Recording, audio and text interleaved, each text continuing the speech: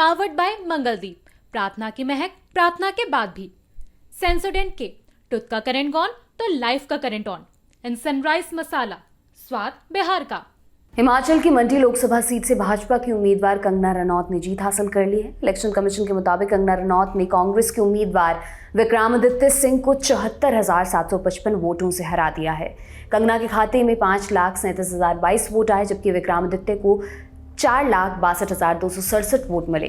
जीत के बाद कंगना ने क्या कहा, सुनिए। मैं बहुत भावुक हूँ इस वक्त, और खासकर सारी मंडी की जनता को मैं बहुत आभार व्यक्त करना चाहती हूँ कि उन्होंने भारतीय जनता पार्टी को चुना। उन्होंने हमारे प्रधानमंत्री नरेंद्र मोदी जी के सुशासन को चुना, और डेफिनेटली मेरे लिए पहली बार थी। और जैसा सब कहते हैं कि खास करके मंडी की सीट में बहुत ज़्यादा एक हॉट सीट बन के थी, वो तो एक मंडी के लिए ये एक अस्मिता का और स्वाभिमान का भी एक प्रश्न बन गया था, जिस तरह से मंडी के बेटियों को और हर तरीके से मंडी को बदनाम करने की कोशिश की जा रही थी।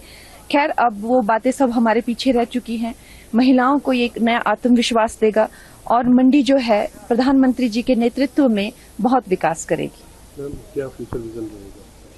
जो हमारे प्रधानमंत्री जी का विजन है इस देश को लेकर, हम उसका एक हिस्सा बनेंगे। और जैसा मैंने हमेशा कहा है कि हर विधानसभा की ऑलरेडी इतनी सारी फाइल्स जो हैं वो पेंडिंग है। ऐसा तो नहीं है कि जो पुराने लोग थे वो कुछ कर रहे थे, तो अब हमें ही आके करना पड़ेगा। तो हर एक विधानसभा की जो फाइल्स हैं वो पेंडिंग है। कई स्तर पर, जिससे हमने कहा भी, कई स्तर पर जो है वो कामों को रोक दिया गया था, उन कामों को शुरू करेंगे। मंडी की बात करें तो यहाँ दो युवा कैंडिडेट्स के आमने सामने आने के बाद ये एक हॉट सीट बन गई थी। इस लोकसभा सीट को कांग्रेस का गढ़ माना जाता रहा है। यहाँ अधिकतर राज परिवारों का दबदबा रहा है। यहाँ पर हुए 19 चुनावों में, जिनमें 2 उपचुनाव भी शामिल हैं, 13 बार राज परिवारों के नेता चुनकर संसद पहुंचे। हालांकि पिछले 2 बार के लोकसभा चुनावों 2014 और 2019 में बीजेपी के उम्मीदवार रामस्वरूप शर्मा को इस सीट से जीत मिली थी। कंगना रनौत के प्रचार अभियान को पूर्व मुख्यमंत्री जयराम ठाकुर ने संभाला हुआ था। 24 मई को प्रधानमंत्री नरेंद्र मोदी ने मंडी के पड्डल मैदान में एक महारैली को संबोधित किया था।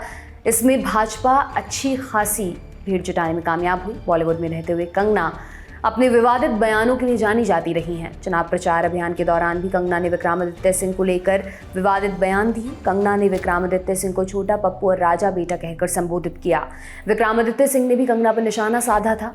सरकाघाट के बलद्वाड़ा में आयोजित एक चुनावी जनसभा को संबोधित करते उन्होंने कहा था कि कंगना मुंबई जाकर अपना काम संभालें, यहाँ की जिम्मेदारियां वे खुद संभाल लेंगे। साथ ही विक्रमादित्य सिंह ने एक चुनावी सभा में कहा कि हम तो चाहते थे कि मुद्दों पर चुनाव लड़े जाएं, लेकिन मोहतरमा मनोरंजन करने में कोई कसर नहीं छोड़ रही। जिस तरीके के कसीदे पढ़े जा रहे हैं और नई नई बातें की जा रही हैं, इतिहास नए तरीके से लिखा जा रहा और भूगोल नई तरीके से लिखा जा रहा है। अर्थशास्त्र का तो पता नहीं, शायद पता ही नहीं होगा कि अर्थशास्त्र क्या होता है।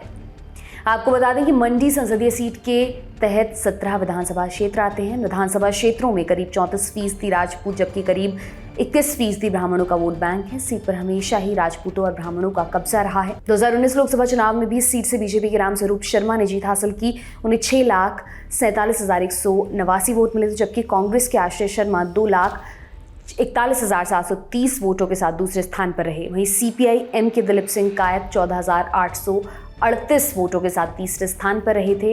इस सीट पर साल 2021 में उपचुनाव हुआ था। ये उपचुनाव मंडी से बीजेपी सांसद रामस्वरूप शर्मा के निधन के बाद हुआ था। तब कांग्रेस प्रत्याशी और विक्रमादित्य सिंह की मां प्रतिभा सिंह को जीत मिली थी। बात लोकसभा चुनाव 2014 की करें तो बीजेपी के रामस्वरूप शर्मा ने कांग्रेस की लगातार 2 बार से सांसद रही प्रतिभा सिंह को 39,000 वोटों से मात दी थी। रामस्वरूप शर्मा को 3.62 लाख और प्रतिभा सिंह को 3.22 लाख वोट मिले थे। तीसरे नंबर पर CPI-M के कुशल भारद्वाज थे, उन्हें करीब 14,000 वोट मिले थे। आपके लिए तमाम जानकारी लेकर आए हमारे साथी रविराज। मेरा नाम दिव्यांशी सुमराव है। देखते रहिए दी लल्लन टॉप। शुक्रिया।